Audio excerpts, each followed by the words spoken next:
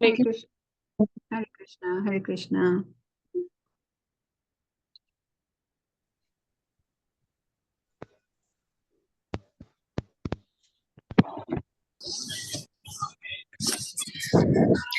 प्रणाम दी।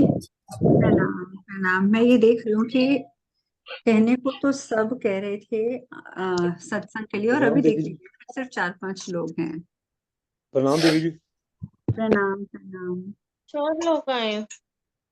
हम्म। सत्संग है। सभी तो गायब है। मैं कहती हूँ ना, किसी के पास टाइम कहाँ है, इसलिए तो मैं बीच में बंद कर देती हूँ। कोई 6 ही आए हैं।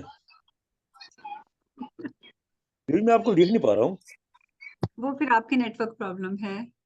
हाँ। आप मुझे देख रहे हैं?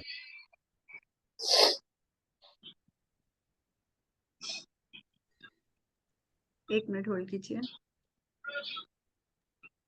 देती हूँ।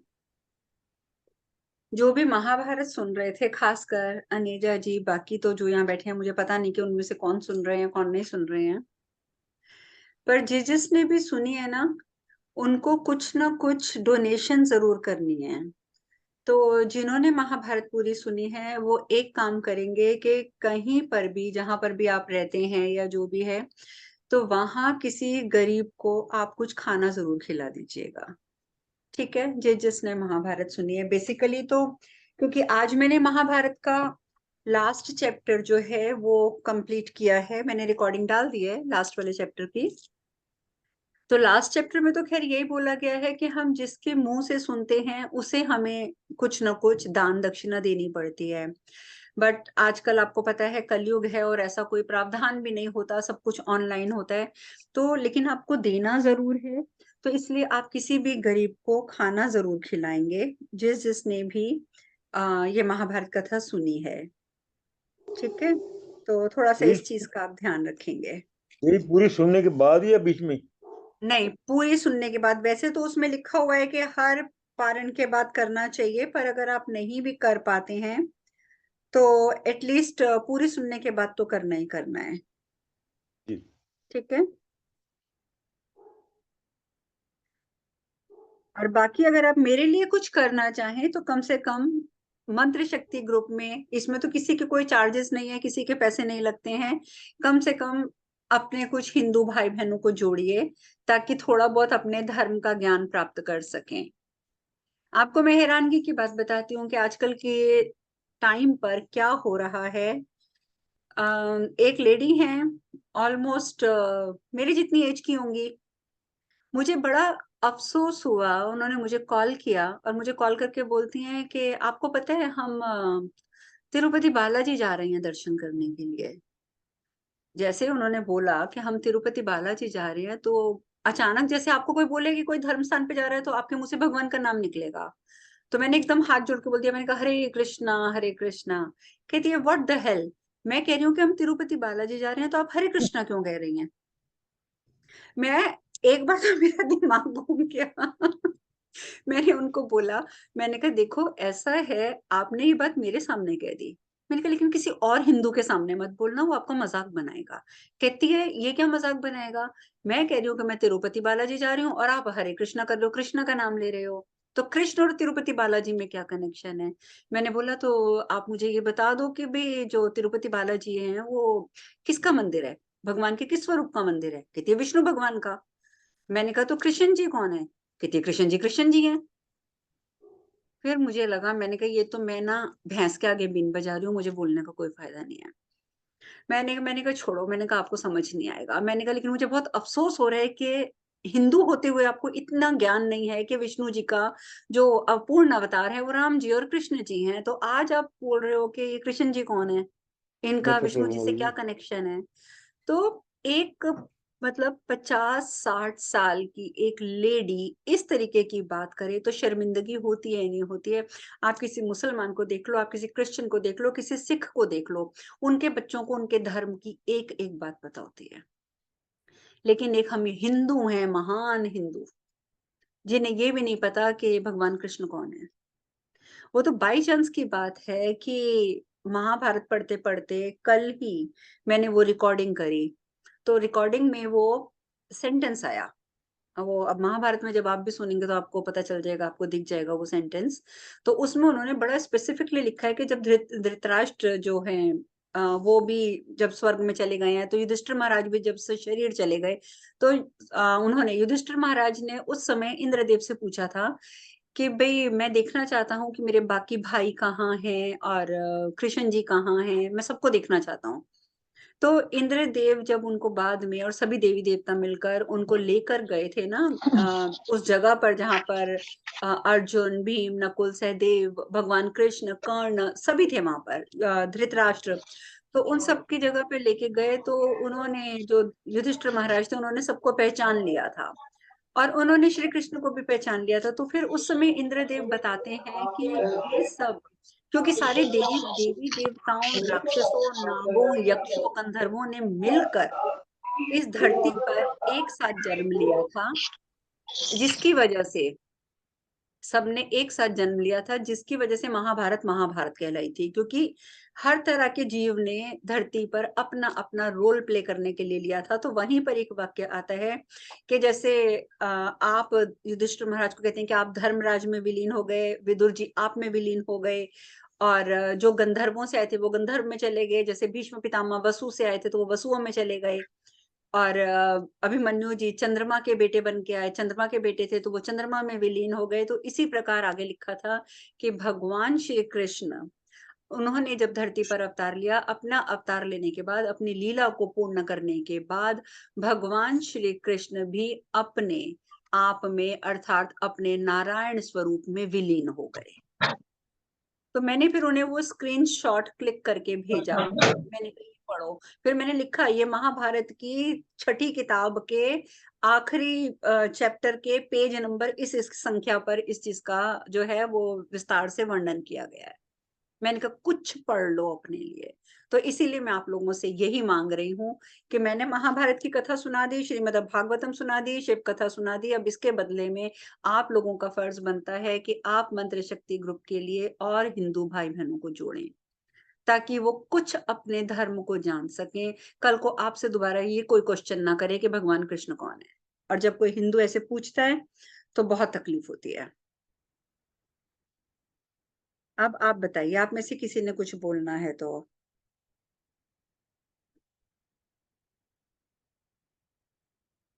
एक मिनट, अनेजा जी डिस्कनेक्ट हो गए हैं।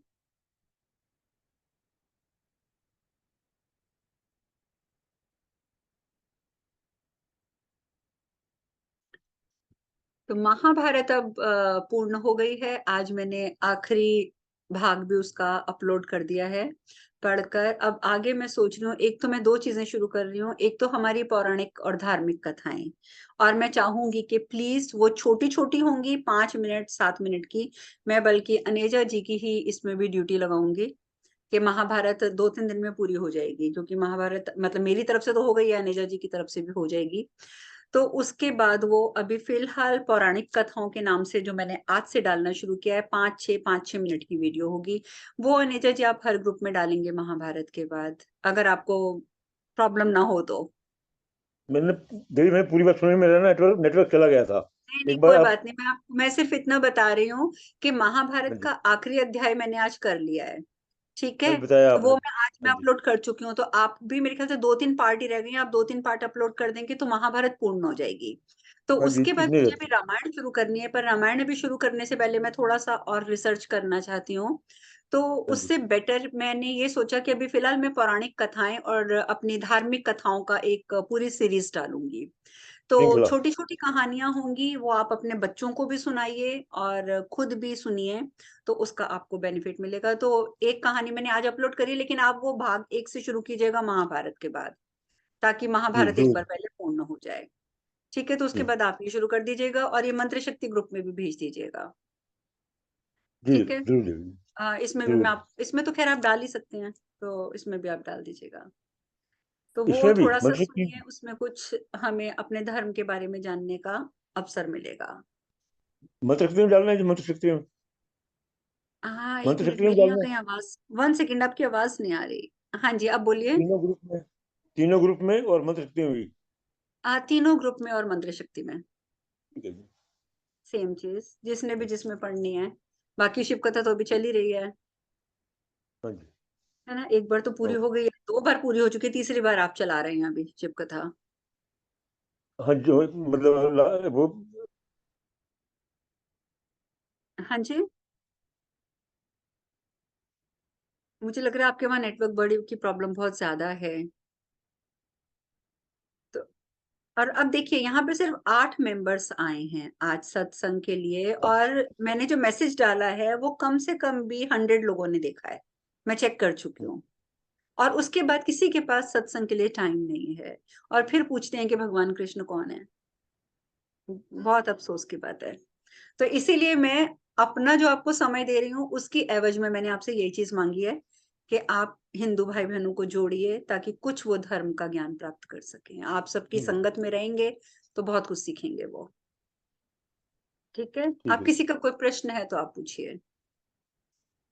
देव जी एक शंका आती है, हाँ जी। कई बार दिमाग में भूल जाता हूँ मैं। हम्म। हम शिवलिंग को हम दूध चढ़ाते हैं, हाँ जी, दूध कच्चा चढ़ाते हैं या उबला चढ़ा सकते हैं? कच्चा चढ़ाते हैं। कच्चा चढ़ाते हैं देवी जी। वो कच्चा ही क्यों चढ़ाते हैं? कच्चा चढ़ाने के पीछे लॉजिक नहीं है। बेसिकली कहा यह जाता है कि श्रावण का जब महीना होता है, बेसिकली सावन का महीना, उस टाइम पर जो दूध होता है वो पौष्टिक नहीं होता।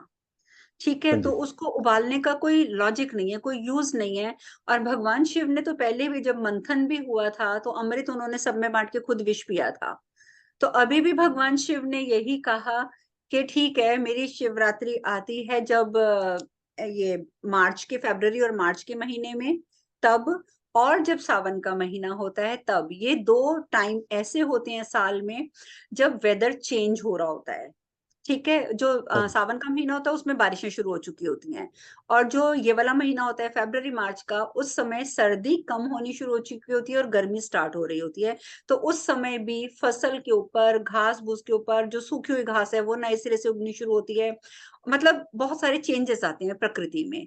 तो उस टाइम पर वो जो घास खाती है गाय, वो जो जितना भी घास भूसा उस टाइम पे जो गाय माता खाती हैं, वो उनके पेट में जाता है, दूध बनता है, लेकिन वो दूध पौष्टिक नहीं होता है। और इसीलिए बेसिकली उस दूध को भगवान शिव कहते हैं कि मुझे अर्पित कर दो, तुम मत पियो। तो इसको देवी भगवान मैंने शिव ये को सवाल क्या मतलब है कि उबाल के पियो, पिलाओगे मुझे या कच्चा पिलाओगे? इसलिए पूछ लिया देवी जी कि हम हम्म। भगवान शिव को दूध दही भी चढ़ाते हैं, दही भी चढ़ाते हैं, मक्खन भी चढ़ाते हैं। हम्म। ये सब उबले दूध से बनते हैं। वो कोई फर्क नहीं है, वो कोई ये नहीं है कि उसमें वहम वाली बात कि आपने दूध कच्चा कर दिया या आपने उबाल के दही जमा दिया तो कोई वहम है, नहीं। देखिए भगवान तो शिव तो यही हमेशा से एक ही चीज कहते हैं कि मुझे जैसे मर्जी देते रहोगे मैं तो स्वीकार करूंगा हंस के। ये तो अगर आप गीता पढ़ें तो गीता में भगवान कृष्ण ने भी यही कहा है कि पत्रम फलम तोयम। आप मुझे कुछ भी दे दोगे, पत्ता, फूल, यहाँ तक कि पानी भी दे दोगे मुझे, हाँ, तो वो भी मुझे हाँ, स्वीकार्य है। तो फिर जब भगवान सब कुछ स्वीकार करते हैं तो यहाँ क्या उबला है क्या कच्चा है, ये चीजें मैटर ही नहीं करती, आपका भाव ठीक है। मैटर करता है और आपने थैंक यू किस देवी भाव जी। से चढ़ाया है। जी। तो आप बस अपना भाव देखिए, बाकी तो भगवान तो मालिक हैं ही हैं सबके। तो हाँ जी। इसलिए इन वहमों में मत पड़िए। भगवान शिव हो, भगवान कृष्ण हो, कोई भी स्वरूप हो भगवान का, उन्होंने कभी आपसे फालतू कोई भी चीज नहीं मांगी। वो आपसे देवी वो जय चीज मांगते हैं जो आपके लिए अच्छी नहीं है। हाँ जी। है ना? वो आपसे बोलते हैं अपना क्रोध मुझे दे दो, अपना अभिमान मुझे दे दो, अपनी ईगो मुझे दे दो। बिना मौसम का गंदा दूध है, वो अपना गंदा दूध मुझे दे दो, विष मुझे दे दो, वो तो ये मांगते हैं। तो इसलिए उनको कोई फर्क नहीं पड़ता, और आप भी अपने मन में वहम मत लाइएगा।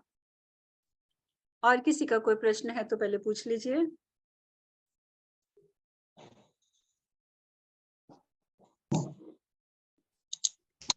क्योंकि मैं तो इस समय महाभारत ही पढ़ रही हूँ, मेरे दिमाग में तो महाभारत की ही चीजें चलती रहती हैं। हाँ जी, हाँ जी।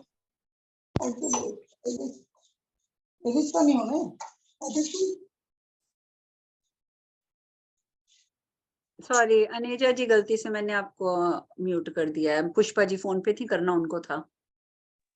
कोई बात नहीं।